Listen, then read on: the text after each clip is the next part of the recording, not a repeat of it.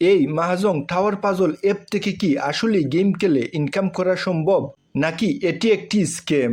আমার বন্ধুদের মধ্যে অনেকেই এখানে গেম খেলে এবং তারা দাবি করে যে এখান থেকে নাকি কামাই করা যায়। তো আসলেই কি এখান থেকে কামাই করা সম্ভব কি না, তা আজকের ভিডিওটি দেখলে জানতে পারবেন।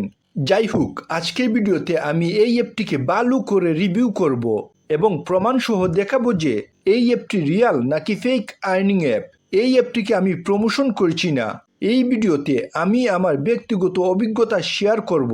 এই ভিডিওতে কোনো ফাইন্যান্সিয়াল অ্যাডভাইস দেওয়া হচ্ছে না। ভিডিওটি শুধুমাত্র রিভিউ এবং শিক্ষামূলক উদ্দেশ্যে তৈরি করা হয়েছে। এই অ্যাপটি দাবি করে যে এখান থেকে গেম খেলে ইনকাম করা যায়। যাই হোক, প্রথমেই আমি আপনাদেরকে এখানে গেম খেলে দেখাবো, তাহলে বুঝতে পারবেন যে এখানে কিভাবে গেম খেলতে হয়। এখানে যে কোনো সেম 3টি পাজলকে পরপর সিলেক্ট করে গেমটি খেলতে হয়। এই অ্যাপটি দাবি করে যে সেম 3টি পাজল সিলেক্ট করলেই তারা কয়েন দিয়ে থাকে। যাই হোক, অ্যাপটি দাবি করে যে তারা 500 কয়েন সমান $1 দিয়ে থাকে। এখন প্রশ্ন হচ্ছে, এই অ্যাপ থেকে ইনকামকৃত টাকা তুলতে পারবো কি না? উত্তর হচ্ছে না, কারণ আমার মনে হয় এটি একটি ফেক আর্নিং অ্যাপ। এই অ্যাপটিকে আমার কাছে ফেক মনে হওয়ার কারণ হচ্ছে, এই অ্যাপটিতে আমি যে সময় প্রথম গেম খেলি তখন দেখেছিলাম যে এই অ্যাপটিতে কয়েন দ্রুত বেড়েছিল, কিন্তু আস্তে আস্তে কয়েনের গতি খুবই ধীর হয়ে গিয়েছে।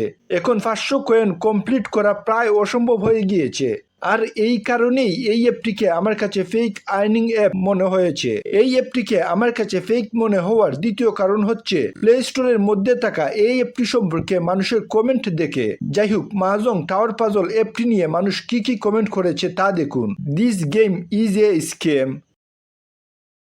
This gaming app is a use scam.